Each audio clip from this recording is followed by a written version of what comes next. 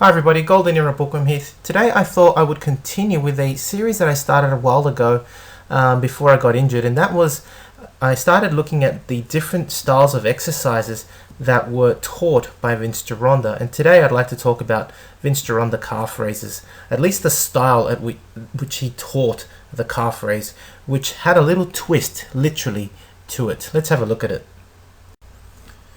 Now there are two major factors when you're performing the Vince Gironda style calf raise. Firstly, if I was to focus on two major points, it would be to concentrate when you're pressing the foot against the weight and bringing the heels up. You want to concentrate the contraction on the big toes. And number two is that at the top of the movement, you want to turn the heels inward to touch together. And the reasoning behind this action of putting all the pressure on the first two toes, the big toe and the second toe, and bringing your heels into touch, is that Vince believed that in working the inner head of the calf, you really get that nice sharp inward development of almost a peak on the inward calf. He was a real believer in only training mainly the inward part of the calf, the inner head, as opposed to the outer head, as it would give a more classic look. And someone that actually mentioned this recently was Daniel Figueroa in his pointers. He's a great coach on developing classic physiques, and he gave some great pointers as well on how you should develop that classic physique. And one of the things he mentioned was that the inner head of the calf should be more overly developed than the outer head, and this is something that Vince Gironda actually preached a lot. Anyway, to the calf raise.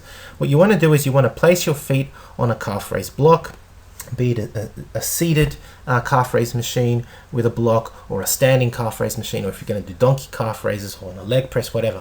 Wherever the block or the pressing station is, you want to place obviously your feet, your toes, preferably mostly your toes, on the block with about 3 inches or 8 centimeters apart. The feet should be parallel at the start of the movement.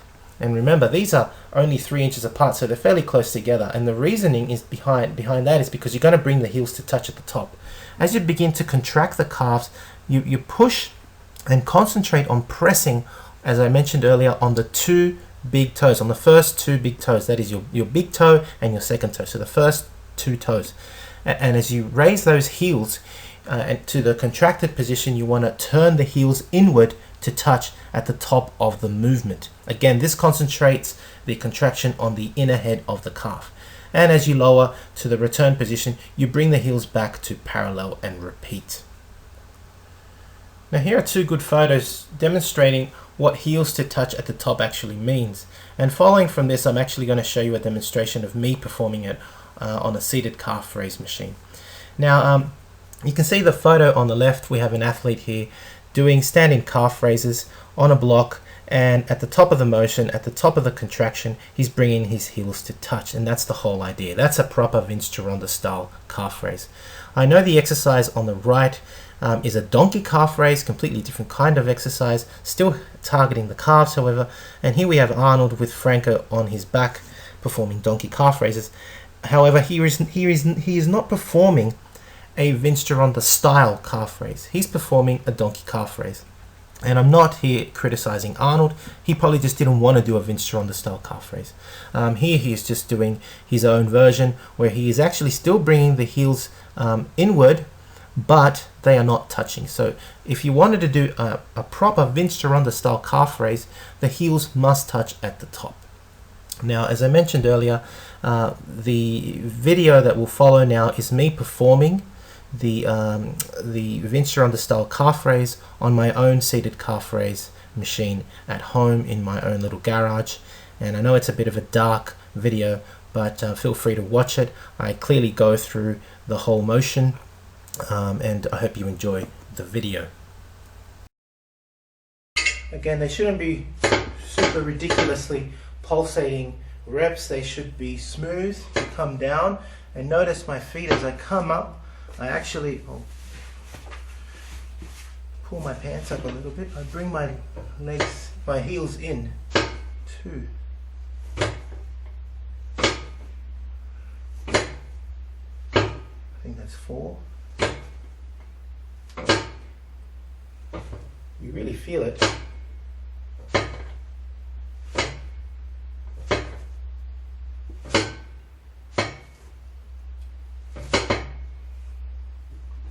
move my foot back, but you get the idea. There must be 7 or 8 reps. Not counting, I'm just focusing on my form.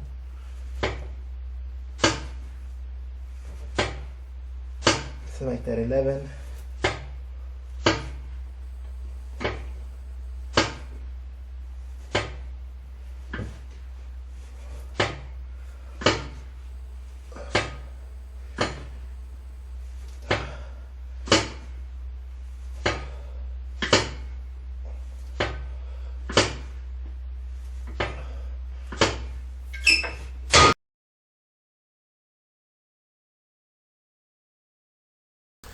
Now if you'd like to find out more about the way that Vince Gironda performed certain exercises, I've got both publications, The Wild Physique and Definition, both up on my website www.goldenerabookworm.com. And with Definition, which is a new addition to my website, you've also got his methods of getting defined and ripped for competition, and a real excellent program for getting that classic physique, including the Vince Gironda style calf raise. So check it out. So I hope you've enjoyed watching this video on Vince's style of performing calf raises, and I will be demonstrating in the future in other videos more of the way Vince performed his exercises for developing certain body parts. If you've enjoyed watching the video, please give it a thumbs up, subscribe if you haven't to the Golden Era Bookworm, leave me your comments, and thank you for watching. And as mentioned earlier, if you'd like to purchase any of Vince's booklets or books, you can find them on my website www.goldenerabookworm.com, and you can support my work if you like by donating via PayPal or becoming a patron. Anyway, that's it for me. This is the Golden Era Bookworm. Bye for now.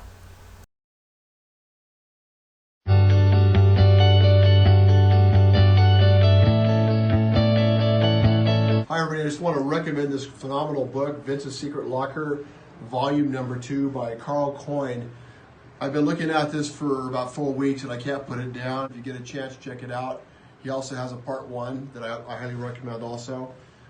Vince was the trainer of the stars and had an amazing, interesting gym that today there's still not equipment like it around. It was all made out of wood. He'll be on our radio show coming up probably in the next couple weeks or so. Have a great day, and again, highly recommend this book.